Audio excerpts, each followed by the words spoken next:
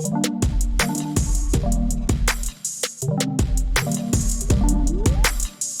what is up, guys? Nick here, helping you to master your technology. iPhone 14 Plus versus iPhone 14 Pro, which one to choose? Now, the reason I'm making this video is because a lot of people say, just get the 14 Pro. It's only $100 more. It's a way better option than the iPhone 14 Plus. Well, let's talk about that here in this video. The iPhone 14 Plus is going to run you $899 and can go well over $1,000 if you are looking for a 512 gig option. So at that point, you are in the Pro territories, and it kind of does make sense to get a Pro. You get more cameras, more premium build if you're going to be pushing past the entry level 128 gig iPhone 14 Plus. So the 14 Plus, I do agree with many of you, it's incredibly high priced, especially when you go into the 256 gig, but $899, that might be more of an option for some people. Discussing the price on the iPhone 14 Pro, $999 to start. It stays the same as the iPhone 10, which I like, because if you didn't buy something like an iPhone 10, ever since then, man, if you've been holding out for your iPhone and you buy one now at the same price an iPhone 10 would have cost, that's what this cost, you're getting a 10 times better phone right here with the 14 Pro. $999, and it goes up from there if you want more storage like I did. I had to pay a little bit more, like $1,200, to get this 256 gig version right here. So do keep in mind that the 14 Pro is a little higher. Now, when it comes to the body and the build here, there are some stark differences, mostly on the edges. The edges of the iPhone 14 Plus are definitely cleaner, and they don't get as nasty on the edges, but the back is glass, so it can get more smudgy than the iPhone 14 Pro. However, do keep in mind, even though this phone is larger than the iPhone 14 Pro, it actually is lighter, and it feels much lighter because you're using a big phone that's lighter than a smaller phone. This just feels like a little weighty in your pocket.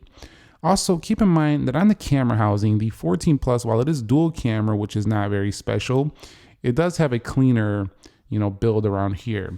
Just wanted to mention that. On the front, you do see the notch there and an expansive 6.7-inch display.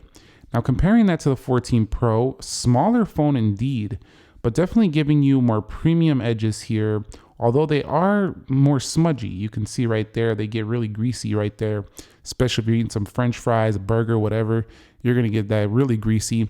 Now on the back, you're gonna see this is a matte texture, a lot cleaner on the back. A lot of people do prefer this, but one thing I really dislike about the Pros, and I have for years, is right here in the camera housing, this area is like impossible to keep clean.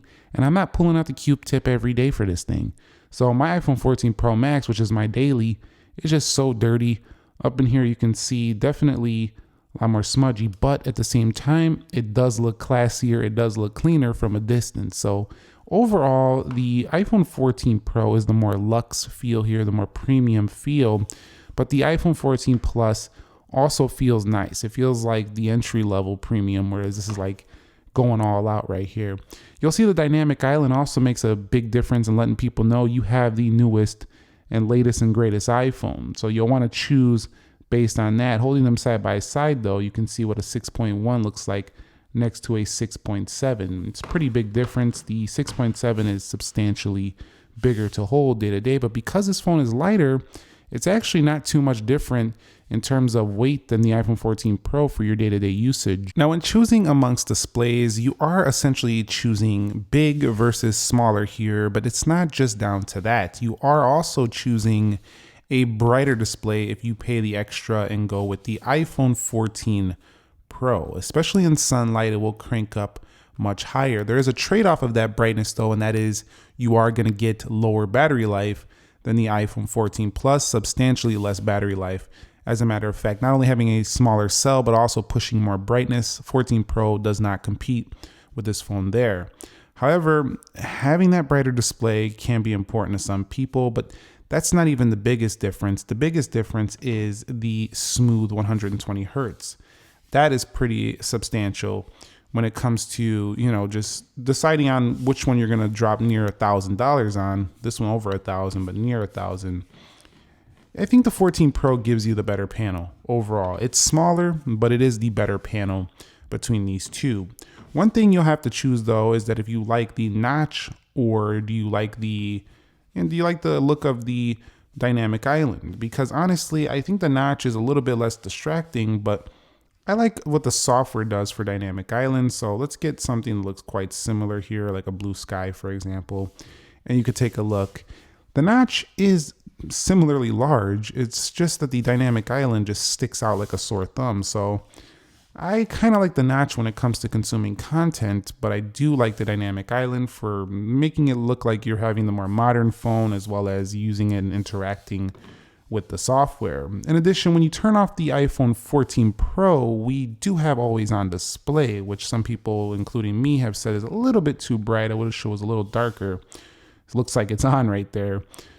But with the iPhone 14 Plus, classic, no always on display.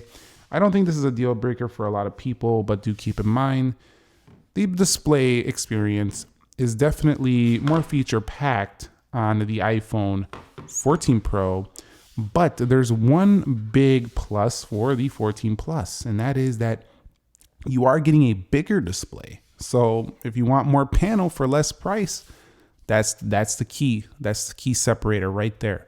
But if you want the better panel, get the 14 Pro. Now, when it comes to software, these aren't drastically different, but I would say the iPhone 14 Pro is the better pick because you are going to be dealing with the newer dynamic island. So when you do use this phone, you can interact with this dynamic island up here. And for that reason, it just doesn't feel like a yesteryear iPhone. It feels like something totally different. And because of that software feature or enhancement alone, I do think this is the better pick in software. Also, you do have the A16 Bionic chip in here, which definitely is going to give you probably longer term software support. We'll see. Usually Apple keeps them updated around the same amount of years in the launch year they come out on, but having the newer chipset also guarantees a little bit more performance than the iPhone 14 Plus. So software and performance, I probably would steer you towards the 14 Pro. Also in the camera, you'll have the extra software features of RAW photos, the extra software camera zooming and things like that goes along with its hardware improvements. So yeah, overall, that's the move for software because this is just your standard iPhone with a notch. Not much else to talk about here. Both do have action mode and camera though, which is definitely a new software touch, but that's mostly based on the camera. So yeah, 14 Pro is the move for software. If you guys want to see a speed test, let me know, but I will tell you that the 14 Pro performance-wise feels faster, mostly because of 120 Hertz. It also is a little snappier with the A16, especially in gaming. The 14 Plus though is also very fast, faster than a lot of Android phones I've tested, even with faster refresh rates. So very fast with its A15 Bionic and 6 gigabytes of RAM on both. Performance wise, you can buy either and be rest assured you're gonna have a great experience. But I think you're gonna have a really great experience on the 14 Pro just because of its smooth refresh rate. So definitely 14 Pro, the winner in performance. Now, when it comes to the cameras, I'm gonna try to cover this in less than a minute here. There's not much to talk about. You can see it right there. Any person can see 3 versus 2. That's a greater number. That's greater cameras. But it's not only greater in the number, it's literally greater in other ways. It has macro mode, no macro mode here. More zoom, less zoom. Also 48 megapixel RAW camera on board with RAW editing and things like that. You know, over here you have nice cinematic modes. You do have nice video modes, and both cameras are stellar performers. Indeed, they both will give you amazing results. Don't get me wrong, they're both using Photonic Engine. However, the iPhone 14 Pro is clearly the win for camera. We pretty much know that already. We know Apple is definitely using the lesser premium camera on the 14 Plus. So pick the 14 Pro hands down if you're trying to really go to town and upgrade that camera experience. Now, when it comes to battery life, I will tell you that both of these phones right here are pretty good. They're both all-day phones, but you just cannot touch the 14 Plus. As a matter of fact, the 14 Plus is better than the 14 Pro Max on battery life. This has the same size as that phone right there, but at 4323, but the iPhone 14 Pro has 3200. They both have the same fast wireless charging, but I can tell you all day, every day, pick the 14 Plus if you want longer battery life.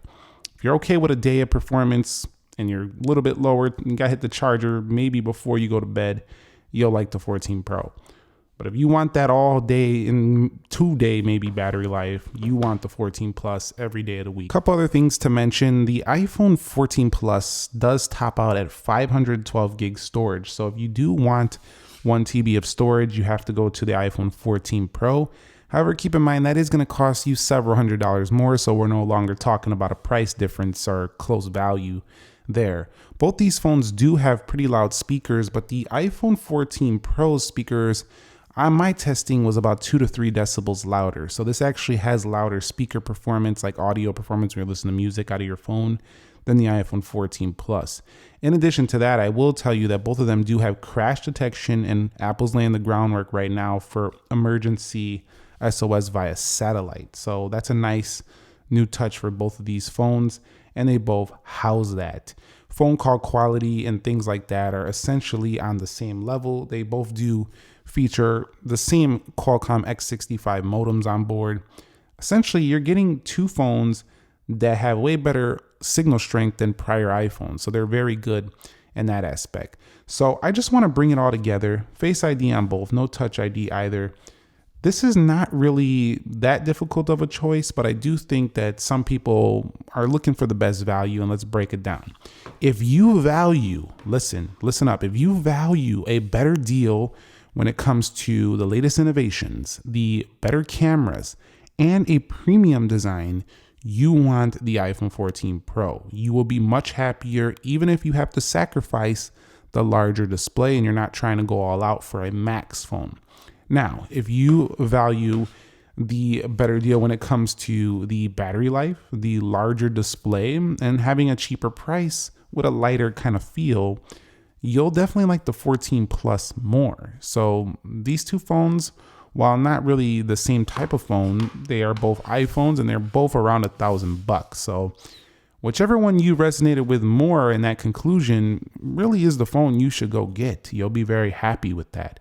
Keep in mind though, both of these are a sacrifice in certain areas, which is why I think the ultimate iPhone is the 14 Pro Max, neither one of these. But if you pick either, you should probably be happy with both of them, but you'll be regretting the 14 Plus if you really want the 120 hertz display. That's the real big thing there, and you want to be on Dynamic Island. You'll be regretting the 14 Pro big time if you want long battery life and you want a larger panel. So that's how I would decide between both of these. If you found the video helpful, entertaining, informing, click the like button for me. Subscribe if you haven't already. I will catch you all in the next episode. Thank you very much for watching. Nick here, and peace.